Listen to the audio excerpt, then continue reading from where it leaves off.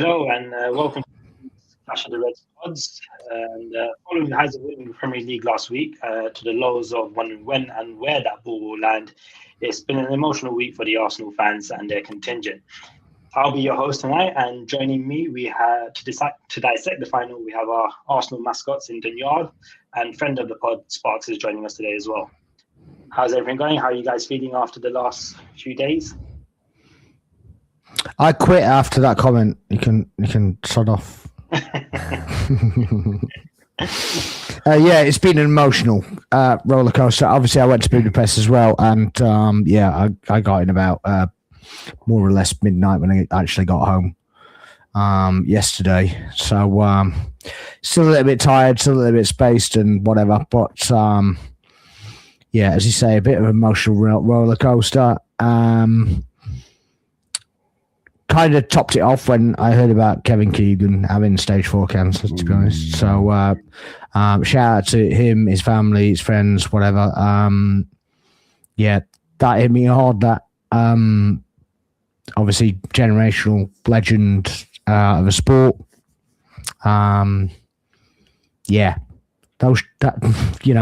Nobody's immune, are they? So it's like it's hard, man. But anyway, so I kind of went out with the mindset of we've won the Premier League anyway. It's a free hit.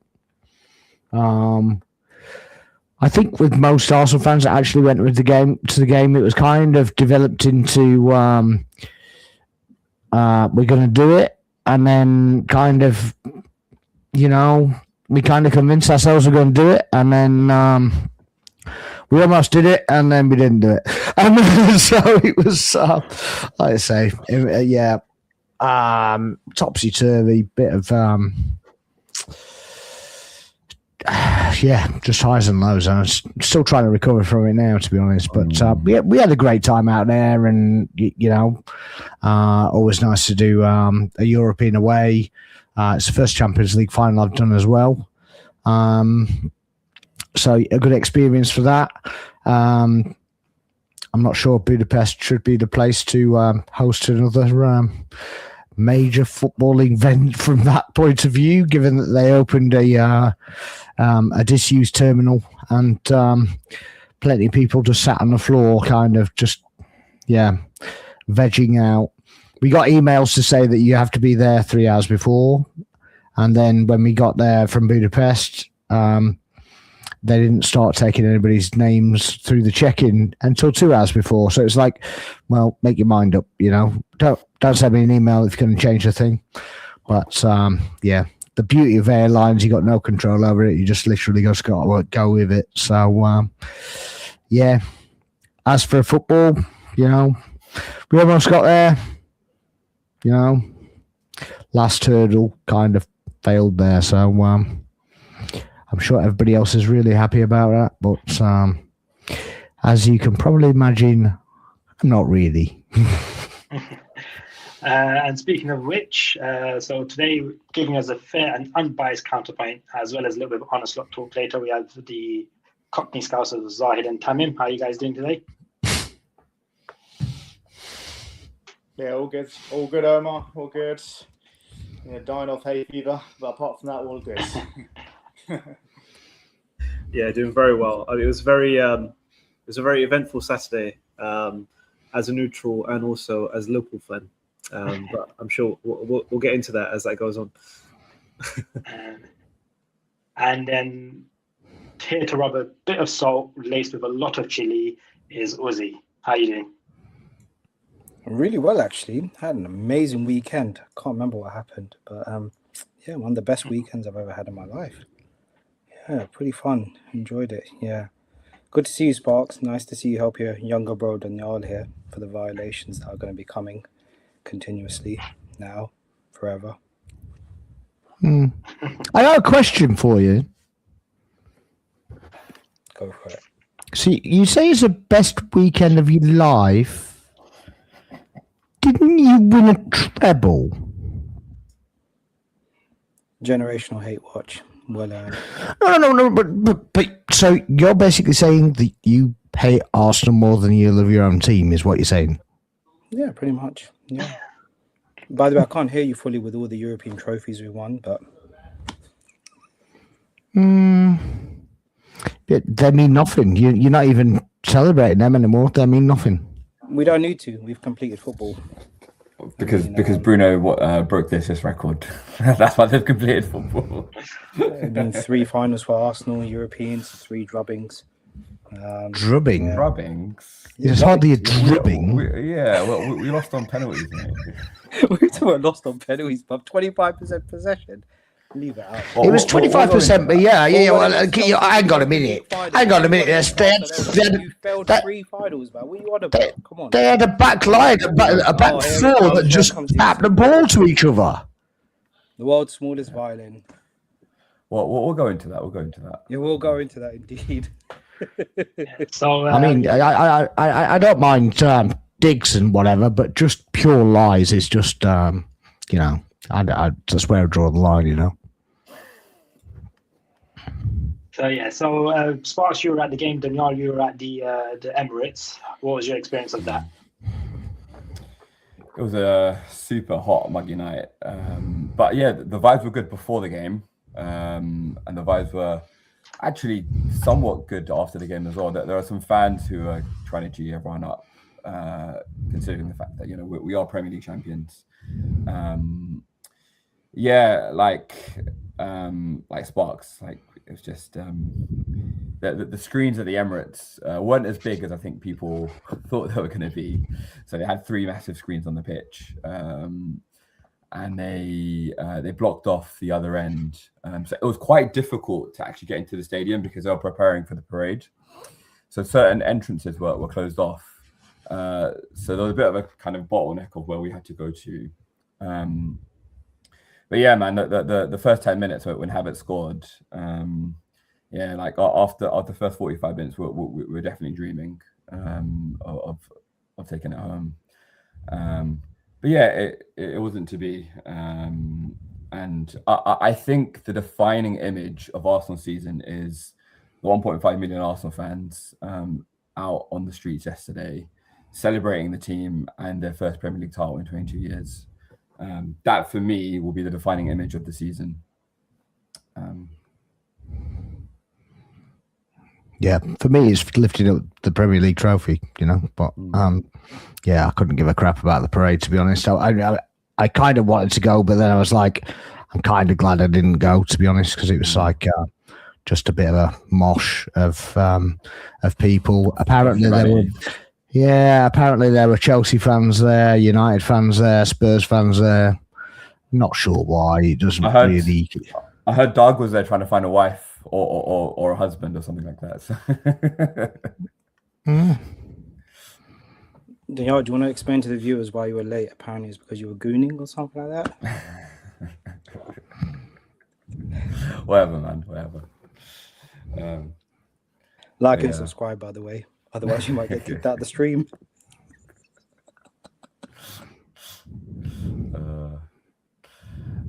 Omar, you're on mute, bro. So he had a dream start. First 10 minutes, went 1-0 up. Seemed to be going okay, and then sat back a bit deeper there. First half you seem to go in a little bit more defensive. And as mentioned earlier, the stats do favour PSG, but I do think it paints 2 different pictures there. Because defensively in the first half, you guys were very solid. But then there was a bit more of a switch up in the second half where you went out a little bit more and that gave PSG a bit more space. So do you think Arteta handled that the right way? Do you think he should have continued his defensive positioning from the first half, or was he right to do what he did? Do you think you were buggered that you scored too early and then you had to defend that lead? It's a bit like when England played Italy in the Euros? When they scored very early. I don't know, it's like when you score very early on, you then end up defending your lead and then worrying about being able to defend that lead. And as a clock ticks down, you're in that defensive position for the rest of the game, right? I thought they were pretty solid, to be honest. Great finish by Havertz.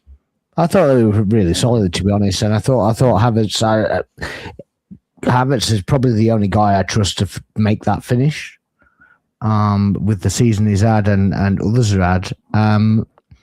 I don't think we scored too early at all. I just think he shut up shop and he just didn't want. He just didn't want the wingers running free. They've got the best attack in the world, and for the most, they didn't even score from the open play. They scored from a penalty. So, it took a set piece, and a bit disappointed from Mosquera's point of view that he made that challenge, because I don't really think he needed to. So I think it was a bit naive from his part of things, but yeah, I mean, from the evidence of a season as a whole, he hedged his bets, and that he thought that was the best chance of us getting our hands on the trophy, and it almost worked. Just almost. I think for me, you have to remember this is like the best footballing side in Europe. The amount of goals they scored against Chelsea was 8-2 over 2 legs over aggregate. It was 5-4 against Bayern Munich. Like this is a serious footballing side, and to kind of restrict them to kind of half chances for the majority of the game. I know they had a couple of counters at the end of the game with Barcola, but yeah, like we kind of controlled it in a very, very typical Arsenal way, by sitting deep and making sure that we weren't getting hammered at all. So I think that for me is kind of how Arteta kind of saw it. I think when the lineup came out, I wanted Calafiori to start, just thinking about how we could kind of escape PSG's press. But Nketiah did fantastically well, in all fairness. And the fact that by the end, I think he was probably playing with a bit of an injury because we'd made all 5 subs. I think an absolute worry out there. So, yeah. What I think changed for me was what's the referee's approach to how he managed the game, which was a bit weird. Like the end of the half, we had a corner and he just blew up for half time. And I was thinking, like, at least let us take the corner kick, for God's sake. Like, it was a bit strange. And there has been a bit of discourse online saying, like, forget the contentious penalty decisions aside, but even like just general 50-50s just seem to be going PSG's way. One thing comes to mind where Timber was kind of free and he was just stronger than the PSG player.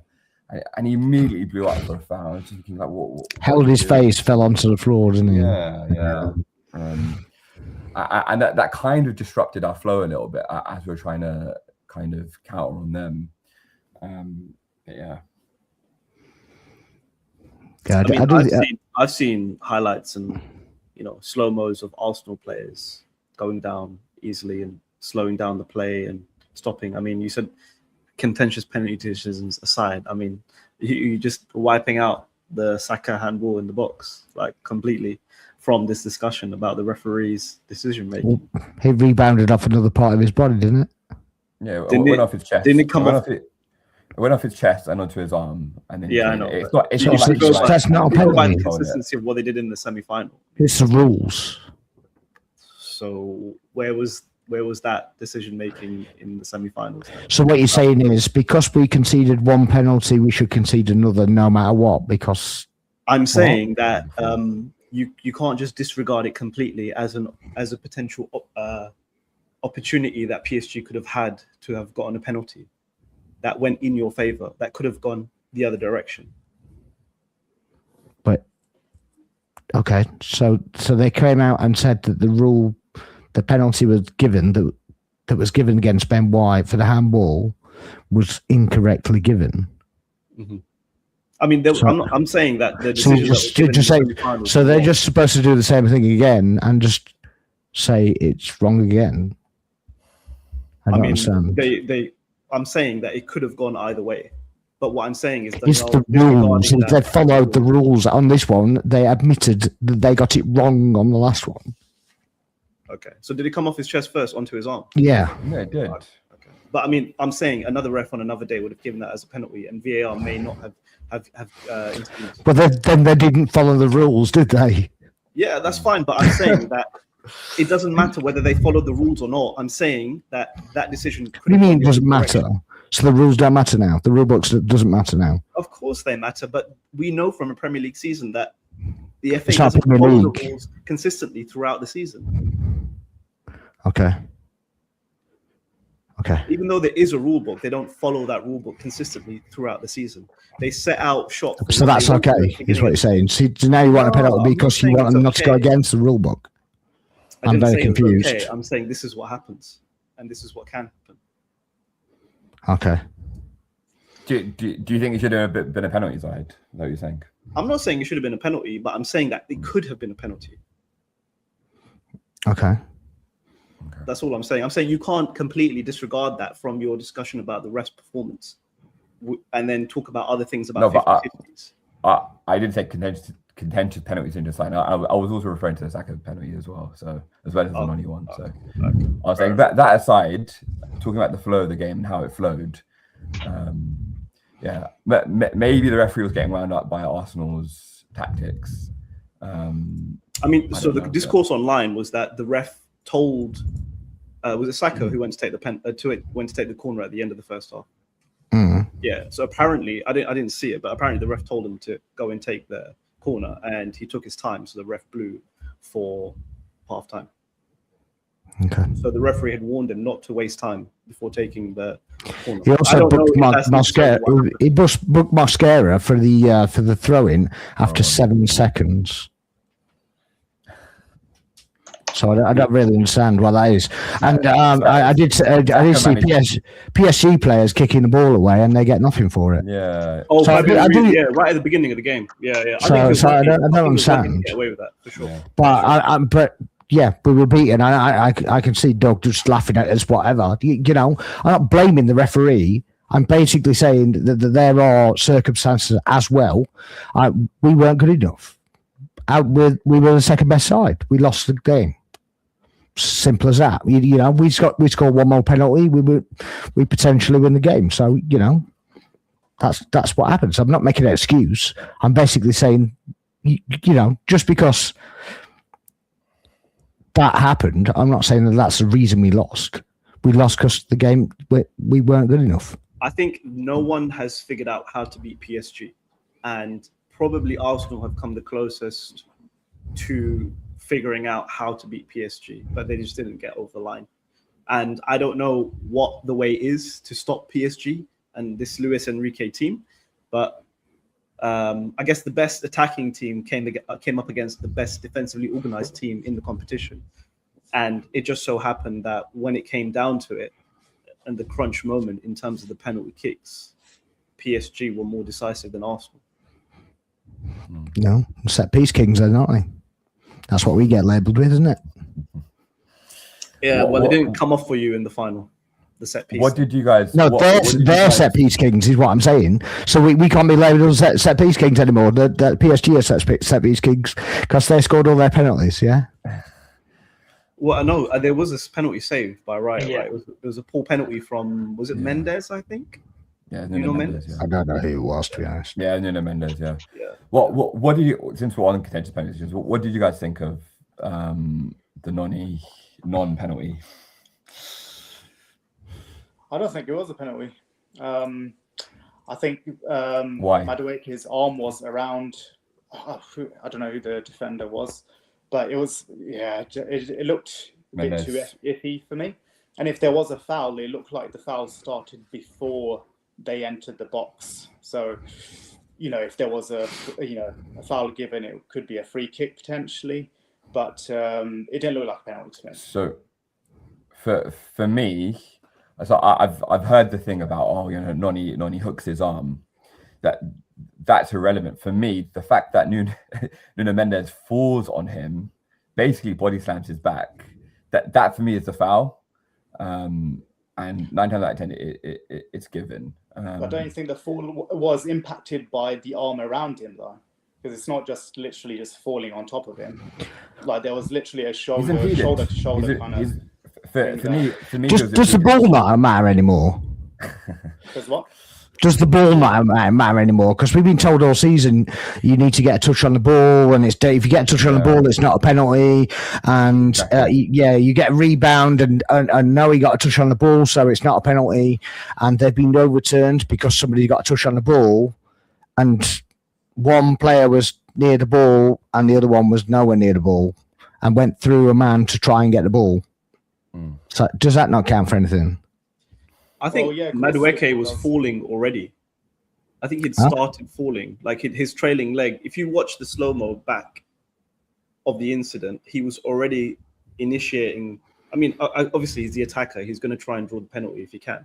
But I think it wasn't clear-cut enough for me to say that that's definitely a penalty. No, it could have gone either way. The same argument you used for Saka's, it was a 50-50.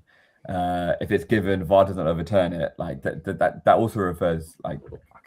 I'm being consistent in what I'm saying. It could have gone either way. When you watch the highlights from BBC, when they analyze it, the initial contact from Mendes on Madueke is outside the box in terms of when he clips his foot. So if it were to go to VAR, the most they would probably have to give is a free kick outside the box, because it's always the initial contact is what's labelled as the initial foul. That's not true. You remember the Cunha penalty that you got against Crystal Palace where the guy got sent off? Yes. That also started outside the box, and it continued in the box. And he got a penalty, and it was a red card. Yeah. So that's not true. That is not in the rules. But earlier you said that Premier League and Champions League are different. They work to the same rule book, right? It's only the handball rule that's different, isn't it? Yeah. Isn't it only the handball rule that's inconsistent?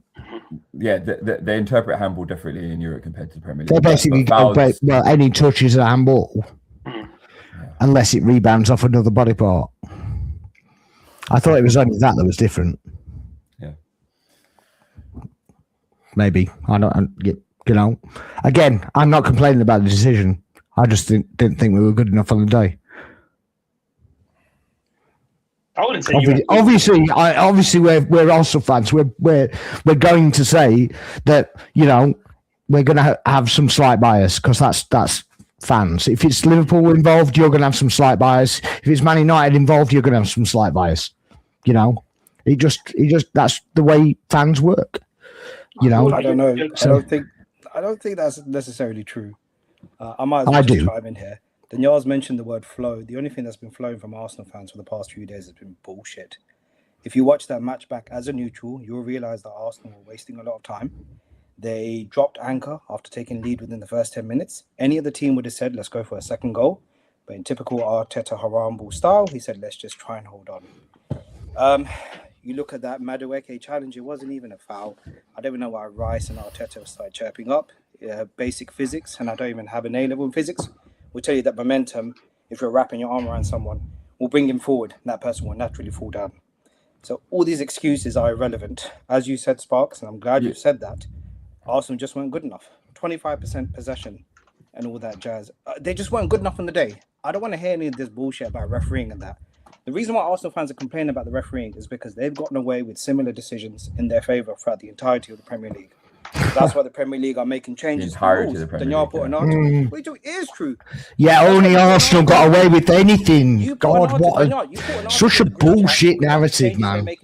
Just acknowledge the fact that so bullshit, man. I know it's hurting you guys a lot that you do not have a European. It's just a bullshit narrative. That's all it is. Premier League champions, Premier League champions, Premier League champions. It's a bullshit narrative. That's all it is. You guys were humbled. You were not good enough. That's a good point. Oh no, we weren't humbled. Come on, get off it, man. You were not good enough. No, you were humbled. That's if a good you were point. Good enough, you would have won. Arsenal Premier League champions. 25% possession. 20. That's the second lowest. I think it's second lowest after Chelsea or the lowest. That's embarrassing. You can't. You're not even in contention for the European champions. Allow it. They didn't just take it on the chin that you guys were humbled. What do you mean not in contention? What do you mean not in contention? All these excuses you guys are making. Oh, what about this? Wasting time. You know what? I'm so glad that referee blew the whistle at the half time because you guys are wasting time. I was watching that match and seeing all these little tactics. You got really built, stocky players, and they're falling down like the Twin Towers. How? Yeah, no, but no other player in the league, no other player in Europe goes over. Yeah. Just Arsenal players, yeah. You guys, because it would have What a been the load death of shit, man. Football Never is a heard so beautiful much game, shit and in my you guys life. violated it on Saturday. I do not care. Had Arsenal, had you It guys finished scored a couple more 1-1 goals during in 90 full minutes, time. I would have been like, you know what, fair It's not play. a violation, You guys man. deliberately dragged it out because you knew, okay, we're too afraid to attack. So it's all BS. Okay. And all year we get slated for open play goals and this, that, and the other. And we were the only one to score one, and you don't label that PSG. Yeah. All year you've done that. About, honestly. No, you don't know what I'm talking about. Of course you do. Someone's taking it to heart. Danyaal, you're saying PSG didn't threaten you. I thought they had a few chances. No. I think Barca could have had a couple of scary moments. Vitinha put one over the bar just before. Yeah.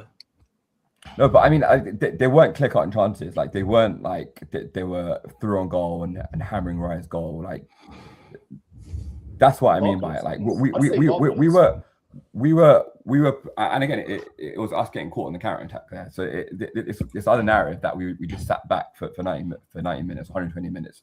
It's also you guys did sit back. We had our moments.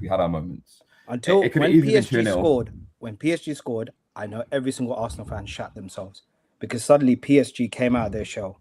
You guys were actually doing really well. They're the best team in the world. Why wouldn't you? What? They're the best team in the world. Why wouldn't you? Well, if you guys want to call yourselves the best team in the world, we don't call ourselves the best team in the world because PSG, and I'm an Arsenal fan, just said that PSG are the best team in the world, right? Okay, but this is my point, though. It's these moments where Arsenal stand up and say, right, we want to be seen as the best team in the world. So instead of going into your shell, you come out and attack. It may go in your favor, or it may go against. Look back to the Liverpool final against Real Madrid in 2017-18, yeah? It was 1-1. If it wasn't for those colossal mistakes, they could have potentially won it. But they came out attacking. They knew they couldn't go into their shell because Real Madrid would come after them and it will work out worse. Arsenal didn't have that mindset. Arsenal wanted to take this terrorist football approach. It's true. It's true. And how many of our attackers do you put in PSG side? 5% possession. How many attackers? You guys had one shot on target. Explain. How many of our attackers do you put in a combined 11 compared with PSG's attack? That's such an irrelevant argument. It's not irrelevant at all. Any of that nonsense. You're in the Champions League final because you supposed to be playing good football. Now is the time to show to the world that, hey, we're worthy of being champions. You know I'm speaking facts, but you just can't take it. No, I'm not, I don't know. I don't think you're speaking. You just literally, I've made a point to you. You just threw it back and just go, I'm not hearing it. So, and then you say, I know I'm talking facts. You're answering a question with an irrelevant question. It's pointless. Just acknowledge the fact. It's not pointless. The manager played to his strengths. It's not a pointless comparison. What's your strengths? Sitting back. Is that defense? This terrorist football. Yeah. You know what? Everyone in the world was happy Arsenal lost because the football that they were playing was ugly. It was ugly football. It was ugly football. You couldn't we aren't There's here no to shame in admitting that. You guys, it would have been a horrible saying on Champions League football history. And if it was your team doing it, you'd do exactly the same thing. You wouldn't care. What are you talking rubbish for? When United got battered by Barcelona in 2008, 2009, did I sit here and make excuses when I was talking to people? No, I said we were outclassed. 2010-11, when they got humbled 3-1, did I say? And what did I say? I said, actually, they deserve to win. But you guys, for some reason, everyone's against you. Even if you guys lost 8-2, you'll be like, we deserve to win. Allow it, man. But I haven't said that. So you're just making shit up. I'm not making shit up. You are. We literally just sat here and I said they were the better team. It's so, like and subscribe, by the way. It's so emotionally draining. It's so tiring. And it's just like excuses. What's draining is making up fucking lies. Oh, you're swearing now. It's excuses after excuses. Spare me the rubbish. I didn't make an excuse. I literally said they were the better team. Yeah, this was the moment for Arsenal to stand up and you guys capitulated. Let's just call it what it is. No, we didn't capitulate. No, but again, that's not what happened. This wasn't PSG. One goal is all what it took from PSG to make your whole team fall apart. Come on. PSG, I don't know how. But they didn't fall apart though. They did not fall apart. Right. I'm out of here. I'm not dealing with lies, man. You were saying? Gone? I can see where they go from, Danyaal. So a little bit of a bombshell moment there. I think we should maybe take things down a notch and have a little discussion about the penalty shootout. So Danyaal, I'll go to you first. Actually, no, I'll go to Zahid and Tamim because I think Danyaal might need a moment to calm down as well. So the Eze and Gabriel penalty, what are your thoughts on them? In my opinion, I find this very irritating when footballers do the little hop, skip, and jump thing when they're running up to take a penalty, especially when it's in the crunch moments. You saw Rashford doing it in the Euros final. Eze has history of doing it. He's done it a couple of times for Crystal Palace, where he's done the exact same thing and just done a really soft, weak shot. What are your thoughts on, should he be trying it? Should he not be? Should he just be doing what Declan Rice did and just powering it in? Yeah, I think whenever I've seen that stutter run up, I've seen players miss it. I can't remember. I think Bruno does it, but at least he scores his penalties. But even then, he's had a few where he's missed as well. Yeah. Did you not hear what Emmanuel Petit said about the penalty though? He said he's like proper objected to it. He said he might as well just start doing push-ups as well if he was going to do that. Yeah, it's not a good look at it. It does seem to always, it always seem to mess up. Yeah, and like you said, Eze has missed by doing that as well in the past. So you'd have thought he'd have learnt from that. And also picking Gabriel as the last penalty kick taker, you'd think like for the fifth one, you'd want an attacker to take it, like at least a Zubimendi or a Madueke. So I thought Arteta got that bit wrong. And so on that side of things, I think Arteta kind of messed up with the choices. Or if it was amongst the players to decide, the players messed up with their decisions. I don't think Gabriel should have taken it. I think I hate the stuttering run up.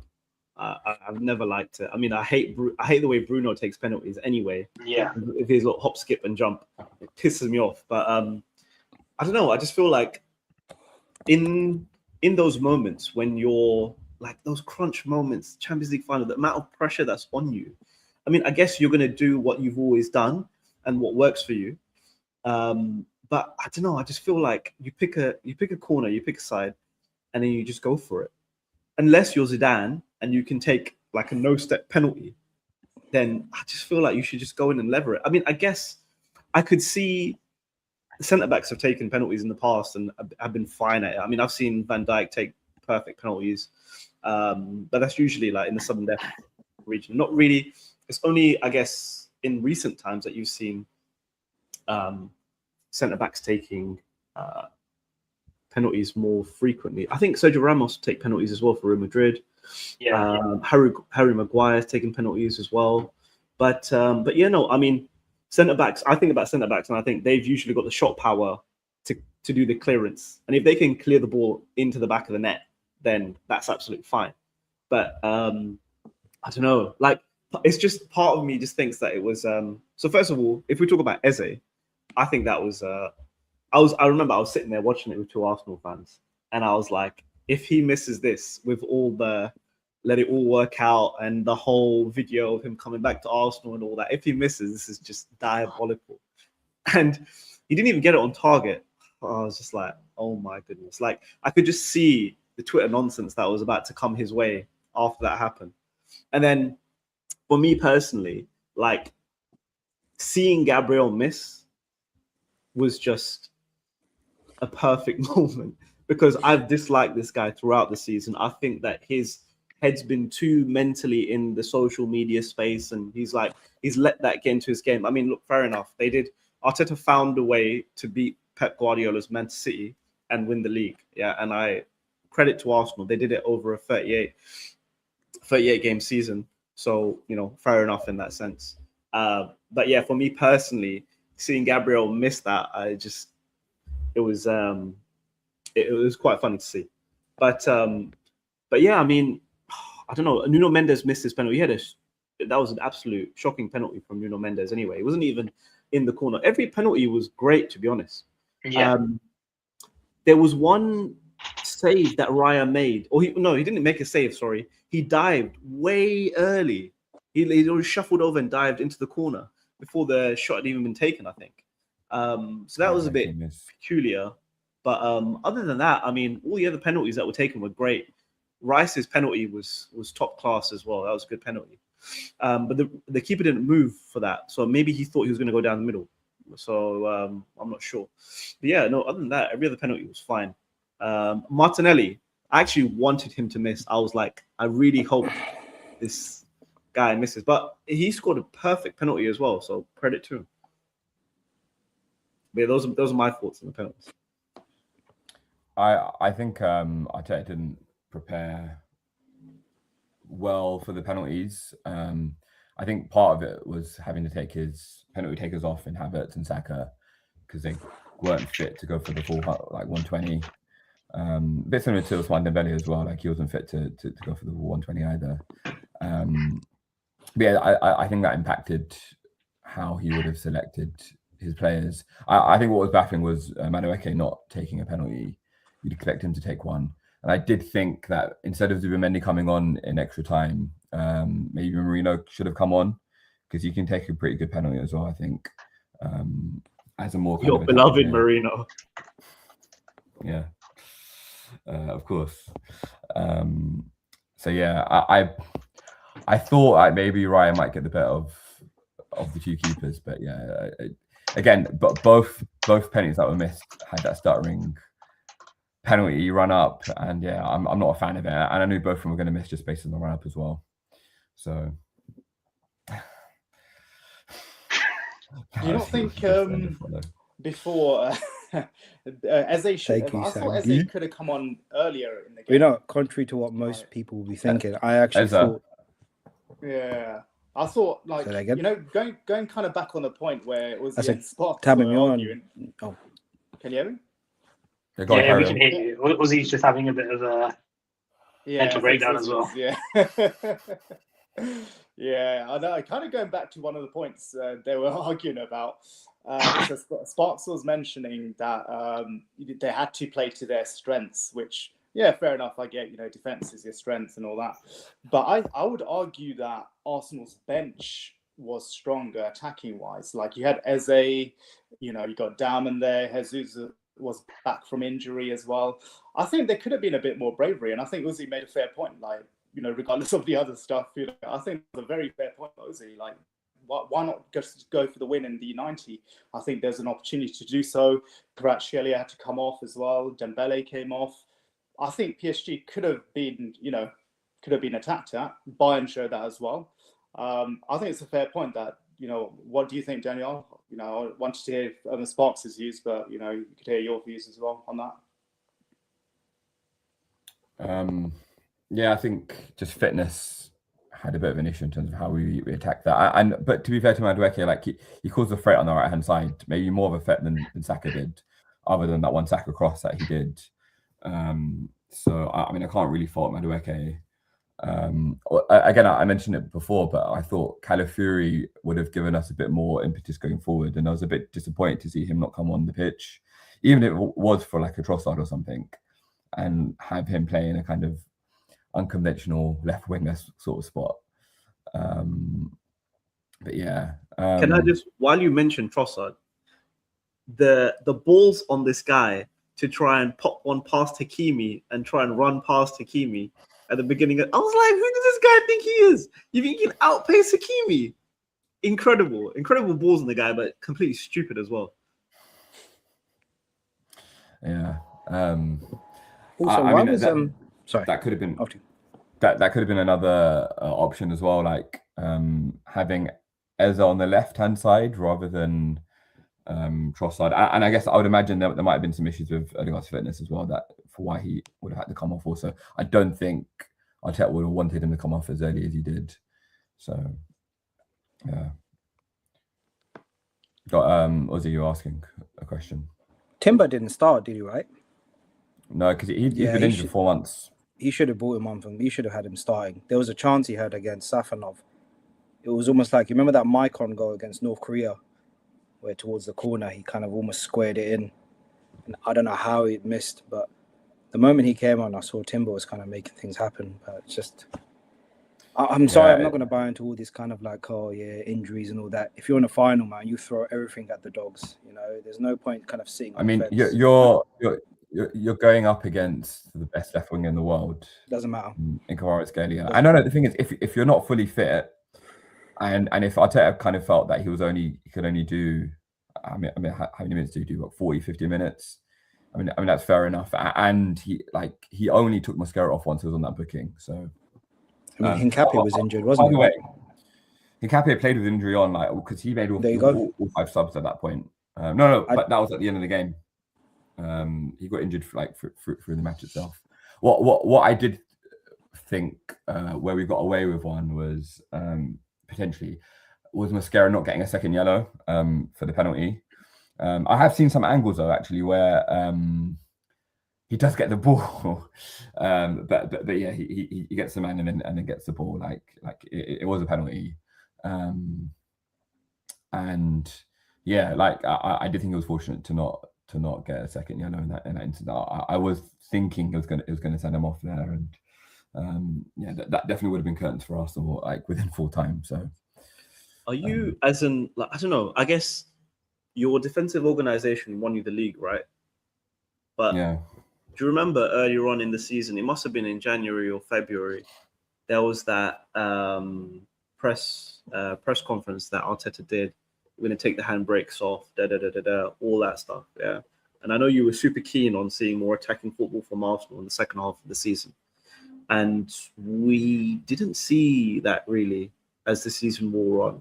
It was very pragmatic, very defensively organized football. And I guess Arteta realized that he doesn't have this. I don't know, maybe if it was tactically or if it was just squad-wise, he didn't have the team to go toe-to-toe with City in an attacking football sense. So he decided that defensive organization would win him the league. Do you feel, as an Arsenal fan, going into that final, that you would have wanted to see Arsenal play more attacking? I mean, I guess it's like if buts and roundabouts, but you lost the game being defensively sound against the best attacking team in the world. But would you have preferred to go out on your sword and having sort of tried an attack? You know, I mean, PSG beat Inter. What was it? 4-0 last year. 4-0. 5. 5. Yeah. Yeah. So, would you have preferred to see Arsenal go out, maybe scoring a couple of goals, losing, I don't know, maybe 5-3 or 5-2, or what happened, losing on penalties? I mean, it's hard to say, right? Because but I don't know. I feel like, I guess I'm privileged in the sense that I got to see Liverpool play attacking football, counter-pressing, very attack-minded football. And that football won us a league, and it won us a Champions League as well. And I'm grateful that I got to support a team that played positive football. But I don't know, as an Arsenal fan, would you, like Sparx was saying earlier, you need to get some more attackers. Do you feel that just having some more clinical finishers is enough, or does Arteta need to I wouldn't say change his approach. I'd say maybe upgrade his approach, because this approach already won you the league, right? So do you need to change the way that you play to be more attacking next season? To be honest, I mean, we'll do our predictions later on, but Arsenal are the only organized team going into next season. Everyone else is going for another stage of transition. But I don't know, do you have any regrets, is what I'm saying, about the style of Arsenal's play going into the Champions League final, in the final itself? I mean, Arsenal didn't lose a game in the Champions League, so up until the final, which is nuts. But yeah, what do you like in hindsight, reflecting on the final? Would you have played differently? Would you have done things differently? Yeah, the only change I would have made potentially would have been to have started Calafiori or have him on, because he's such a maverick for our side, and he definitely kind of unlocks that left hand side in a different way. To kind of what Hincapié does. Obviously, Arteta wanted to go a different way compared to previously. So that would have been the only kind of change. I think it's kind of in Arsenal's DNA to kind of be defensively sound, defensively resolute. It's how we won the league. The one thing which I think Arteta probably hasn't got enough credit for is reacting to the injuries that have hampered our attack. So at the beginning of the season, Saka was injured pretty early on. Odegaard was injured pretty early on. Trossard was in at the side, Martinelli as well. And it's always been a case of having to plug and play without getting that kind of chemistry between players. That some of the most fluid we were was when we had Marino up front and Eze just behind him. But then Marino went and got injured as well, and he fractured his foot. Havertz was injured for like basically half the season also. So it's having that attacking fluency is based on that chemistry on the pitch. And yeah, it didn't kind of get built, I think, with any of the players. I can see you smiling, Tamim. It reminded me actually a little bit about that kind of signing of the season award discussion about Gyökeres, about Wayne Rooney's comment saying that Gyökeres should be the signing of the season, because like for me, again, I'm gonna echo what Rooney said. Like, we don't win the league without Gyök. Havertz was injured from the first day of the season. Marino also got injured as our kind of backup number 9 from January onwards, and he was basically fit throughout and gave us that direction to play. Yeah, so he was kind of one constant really that we had in that attack. I mean, it wasn't always the most preferred attack of having Martinelli, Madueke, and Gyökeres, like the front three of the least techers, so to speak. But yeah, like Gyökeres was a bit of an unsung hero for us, I think, in a lot of ways, compared to like the likes of Saliba and Gabriel. I think he did well, yeah, for sure. And he got 20 odd goals for the whole season, did you say?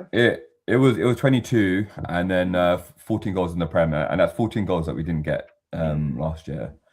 And you contested, you wanted to contest something I said like quite a few episodes ago. Was it word for word? I said you're going to win the league despite Gyökeres. Despite of. So I said. Despite. Yeah, that's an interesting chat. I would actually stick by what I said there, and I'll explain why. I think you lot still win the league even if you don't have Gyökeres. I think you. I think we don't, by the way. But yeah, that's fine. That's your opinion, and my opinion could very well be wrong, but I think that you win the league even if you don't have Gyökeres there. You could stick Trossard up there. You could have Marino, whoever. I think you win the league. I think what won you the league was your world-class defense, your world-class goalkeeper, and Declan Rice. I think those are the big parts of the season for you lot. And also the fact that Man City were not as strong as they used to be. Like the constant slip-ups against Everton and lower sort of league teams. That's what won you the league, in my opinion. You could have Darwin Núñez up there. You'd still win it. And if anything, I think if, you mentioned... I'm a big fan of Darwin Núñez, by the way. I really like Darwin Núñez. Yes, I would take him at Arsenal. I do miss him, I do. Proper chaos merchant, man. Yeah. He's he's a good. I do miss him. I do miss him for sure. But I think if say Saka and Odegaard were even more fit than they had been this season, you win the league by a bigger margin, despite that I agree with. That I agree with. Yeah, that I do agree with. But yeah, like I said, he gave us that direction. You mentioned Marino. Marino was only fit up until January, and then he was injured throughout. Havertz was injured from basically August to December. So again, he was that one constant up front, I think. There was a moment in the game as well, in the 120th minute, where Gyök took a shot and it deflected. And like the stadium at the Emirates, we kind of anticipated the ball to kind of nuzzle into the back of the net. We're like, this is the moment, and obviously it wasn't to be. But a few lot won it there, man. I saw that angle, and it looked like the ball was trickling into the box, into the goal, and I was just like heart in mouth moment there. So looking to next season, then PSG, they've done the double. Can they do Real Madrid do a three-peat? I don't really learn this stat today. Yes. They're the third youngest team in the tournament. If they keep their team and they keep Luis Enrique, I don't see any reason why they won't do it again next season. The French league itself is just it's just almost like a pastime. Like they'll happily like drop games or whatever, or delay games. PSG are just there. It's to crazy, win. Zahid. Like Dembele played a total of 9 games in Liga. 9 games, man. Like it's insane. Like how they able to I think kind they of don't have a rotate. domestic trophy as well, like the FA Cup. They don't. I think they dropped that as well. So it's just I can see them, walking the French league and then getting to the final at the very least of the Champions League next season, and doing a three-peat, because I don't see. I mean, the only potential contenders to them, in terms of attacking football, anyway, are Bayern Munich. So, I think Arsenal's defensive prowess will see us getting into more European finals in the future. So, like, compared to 2006, that was the end of an era. Vieira had left the year before. Henry was leaving the following year. Pires left that season. I think Arsenal are kind of at their peak at the moment in terms of, or approaching their peak. To be fair, like Rice is 26, Saka's 25. Like these players have got a number of more years ahead of them compared to that Arsenal team from 2006. So, Saka's got to break definitely this echo of losing finals. By the way, sorry, say again. Saka needs to break this stat of losing finals. I mean, even the Carabao Cup final, like he lost that one as well. Speaking of the 2006 final, which one would you say was a bigger missed opportunity, that one or this one? I mean, in that one though, Lehmann got sent off, right? Yeah. And then we were 1-0 up. Injustice, man. Until about the 70th minute, you guys were 1-0 up with 10 men as well. Yeah. Yeah, I think it was and Belletti that scored. I remember. Yeah, if VAR was there, the Belletti goal would have been ruled out for offside. I think that 2006 was more of a missed one. That was the golden generation. I think. I'm not sure. I mean, we kind of lucked our way to that final. Well, we had Flamini in terms of that.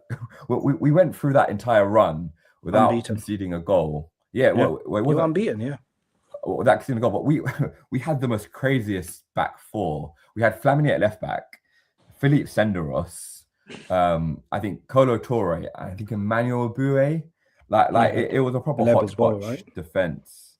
And we kind of lucked it there a little bit. I know. That's not luck. That's Arsene Wenger, man. Put some respect on his name, yeah.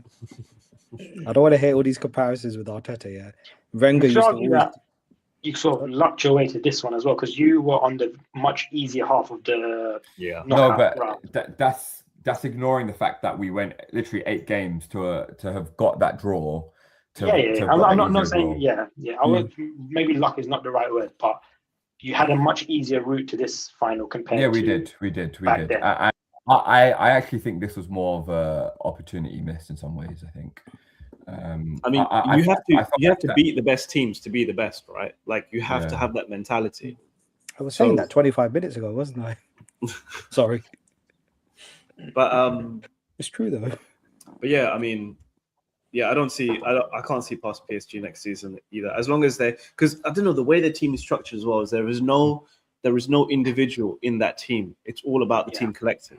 Everyone is in it together, and unless something happens in the chemistry of the team and someone wants to become the main star or something like that, and there's some discontent in that sense, I don't see any reason why this team that Luis Enrique has built is going to do anything other than... I think the team that started this final started the same team that started the... Donnarumma. Other than Donnarumma, everyone else is the same. Yeah. Which is nuts in itself. So yeah, I mean, I don't think... So I think I can't see past PSG next season. I think the Premier League as well. I mean, I guess we've got to do our predictions and awards and all that sort of stuff. But unfortunately, I can't see past Arsenal next season either. The only organised team going into next season, unless something happens and someone goes on a run, I don't see Arsenal, unfortunately, relinquishing their title. You're in Speaking the of best position. Inshallah. speaking of next season, someone we won't be seeing in the dugout at Anfield is Arne Slot, who was sacked the other day. 1 year after winning the Premier League, but he had a bit of a downer this season. Zahid and Danyaal, your thoughts on that? Yeah, I think it was the right decision in the end. It is a bit sad. Like you said, he only won us the league 1 year ago. So you'd think, there's a bit of credit in the bank, but I think he did use that credit in the bank this year. He's given a lot longer than a lot of other managers would have been given, because there's 18, 19 losses for the whole year. Some horrible performances. Not just some horrible ones, but a lot of horrible performances where there's no signs of improvement at all. And there's other factors as well, like, the whole restlessness amongst the academy players, where they're saying compared to Klopp, he's not been sort of looking there or making any sort of effort. And that's been shown amongst how consistently he's been picking certain players, putting Szoboszlai at right back, when, again, that's one of the things that's come out in the last few days, where a lot of the players were puzzled as to why our best midfielder was constantly being placed at right back. Too many issues within the team. And it's been a, tough year amongst, transition amongst signings, and obviously with the Jota tragedy, but we can't lean on that. I think, of course, that has an impact, but, it doesn't change bad tactics. It doesn't change a lack of improvement, and also a fitness issue, which, again, one of the other small to large factors where we seem to gas out, and that's largely due to Slot wanting to train with less intensity. It's just not the way we want to play, and I don't see that. I can't see that improving next year at all, unless he had a massive shift in his philosophy. So and he had lots of fans as well, which is a major issue. If you lose the fans, well, your time's kind of up, in my opinion. So overall, it's the right thing, and hopefully we get, I think, Iraola over the line. I think that would be good for us. So I echo everything that Tamim has said, and it's strange because him winning the Premier League last season has led to him being sacked this season. If he hadn't won the Premier League last season, he would have been seen as still being able to build the team and have it towards his direction. And I think he would, if we hadn't won it last year, he'd still be the manager of Liverpool this year. But I think unfortunately for him, from the highs of winning the league last year, the most frustrating thing is that I think his ego got the better of him, in the sense that he thought he could be this tactical nous, change the way that Liverpool play and still allow Liverpool to become, mold Liverpool into his vision. But the club have become successful playing an identity in recent times anyway, has come from, pressing, defending from the front basically, and attacking football. He wanted to play it a different way, and I just feel like, why change a winning formula? Like, we won the league last year playing that same formula. Why would you change it? You've invested in the team and you've brought in more attacking players. Why would you then go and try and change that formula and lead us to where we are now? I mean, there was lots of changes. There's lots of stuff that happened. Like, we've discussed ad nauseum already about how things have changed over the course of the season and what happened in pre-season before the season started.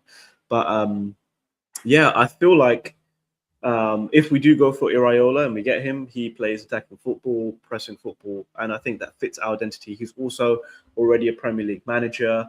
He's been successful with Bournemouth as well, and he's got a link to the board in terms of the people higher up. So if he wants to stay in the Premier League, then I guess that's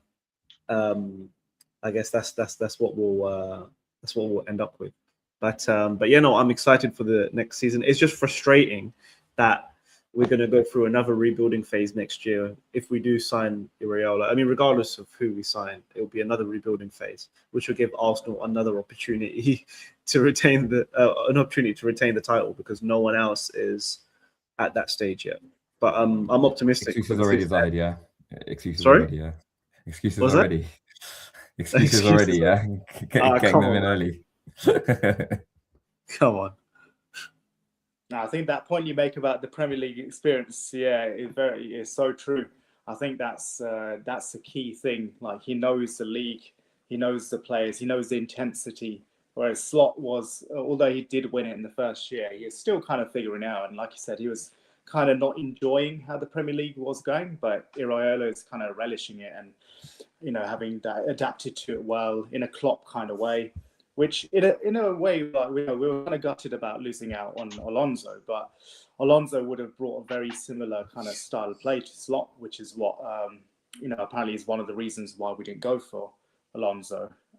So yeah, let's see how it goes. You know, we have to have hope that it works out, and it seems like our kind of style of play. So I think yeah, it'd be nice to see. Hopefully, it gets over the line.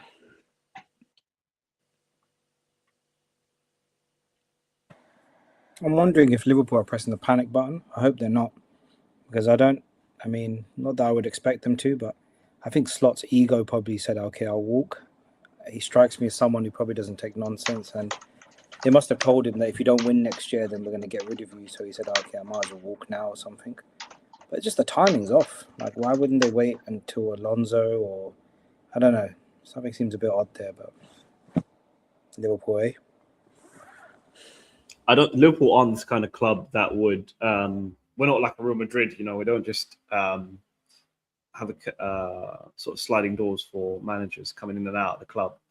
But yeah, I mean, his last comment leaving the club saying he's put Liverpool in the position that they should be in. It's just like, obviously he means we're in the Champions League and we're amongst the European elite, but the way it comes across is just like, it's been like that throughout the season with the things that he said, and the things that he's spoken about have just gone against what the fan base would want, really.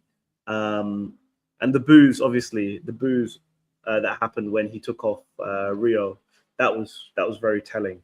And obviously, you know, Salah basically getting him also like shipped out of the club as a parting shot. Like, he didn't need to do anything. He didn't say anything. He was already leaving the club.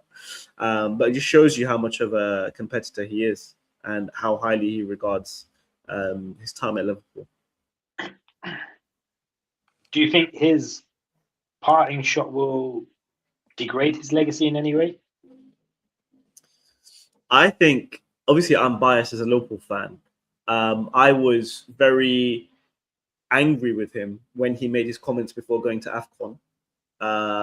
And I mean, I said at the time, no player is bigger than the club, But now looking back on it, like, he has standards and he has expectations about what the standards should be at the club. And obviously, once you've been there and done it, you've won 2 Premier Leagues, you've won a Champions League, you have credit in the bank to be able to talk the way that you want to talk about how the club should be run. He was at the club for however many years.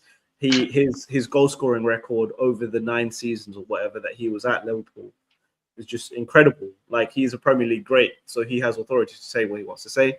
But he was also a leader at the club as well, and he had expectations about where the club should be and how the club should be, how the club should play football.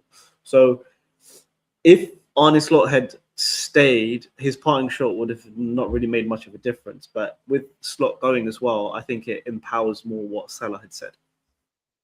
That's my opinion, anyway. Yeah, I agree. I don't think it impacts his legacy in a negative way. I think it'll be seen as almost like a helping hand in trying to get rid of a problem. So yeah, I don't think it'll be seen as a negative thing. I think you raised an interesting point at the end about player power, maybe some sort of impact on that aspect, but not just for Liverpool, but as players as a whole compared to clubs and managers. But yeah, ultimately, as I was saying, I think it was necessary to, part ways, and Salah's post and message kind of just helped with that, in my opinion. So yeah, no impact on his legacy. What he's done far outweighs, all of that. And I wouldn't say unnoticed, but a little bit more quiet with his departure was Andy Robertson. How are you guys going to miss him, and how are you going to fill that void?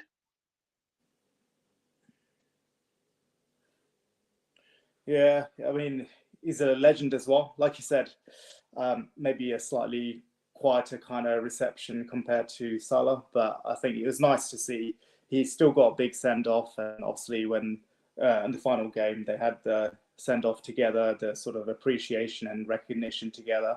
So it was nice to see that they both had their individual kind of bits recognised. And yeah, he's one of the best left backs in the Premier League history, in my opinion. Of course, I'm biased, but I'm not saying he's the best. I would give that to Ashley Cole. But some of his, like his crossing, his work rate, I think he embodied like Klopp's philosophy the best. Like not just technical ability, but the work rate, the relentless, sort of pressure on oppositions, the running, the non-stop sort of, all of that. Yeah, I think he's the perfect embodiment of Klopp's philosophy and what we should be striving towards with the next manager as well. He was definitely a leader at the club, and not only sort of, in the dressing room or at the training ground, but even on the pitch, he was ready to go from the get-go. He would set the momentum. He would get in there early doors, crunching challenges, chasing down the ball wherever it was going along the left side. So, yeah, he will be missed. And his story is crazy as well, because when he came into Liverpool, Klopp slowly brought him into the team. It took a while before he got in. And then once he got in, he stayed in. And he made that left-back position his own. And I don't know if he's got any knee ligaments left, like after the career he's had at Liverpool. The lungs that he's got as well are just incredible. It's sad to see him potentially go to Spurs. Would have much preferred Spurs to go down and get relegated rather than see Robbo go to Spurs. But yeah, I mean, he'll be missed at Liverpool, and he'll leave a Liverpool legend for sure. And just something you mentioned during the thingy, and it's quick little side tangent there, but you had Salah and Robertson having their farewell matches. You had City with their farewell matches for Pep and Bernardo Silva and John Stones. And when them two came off, they had the Guard of Honor, whereas it didn't happen at Liverpool. Personally, not a fan of a Guard of Honor mid-match. It's a bit weird, right? Yeah, that's a bit weird, wasn't it? Yeah, I feel like it feels like you're playing more of an exhibition match than an actual. Yeah, exactly. Thing. Yeah, particularly with I suppose the Man City Aston Villa match, there wasn't as much riding on it. But yeah, and I remember there was the very cringy John Terry one when he timed it on his shirt number, whatever it was, which was just very cringy. Your thoughts on Guard of Honor's mid-match?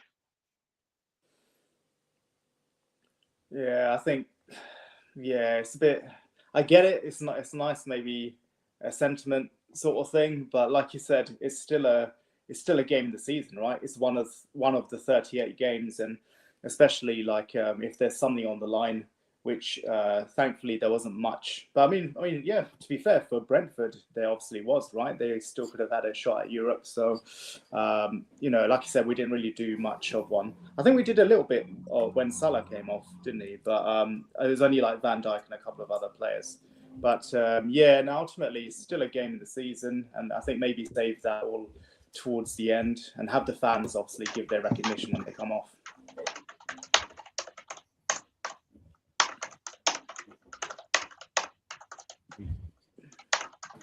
Please, Omar, tap louder.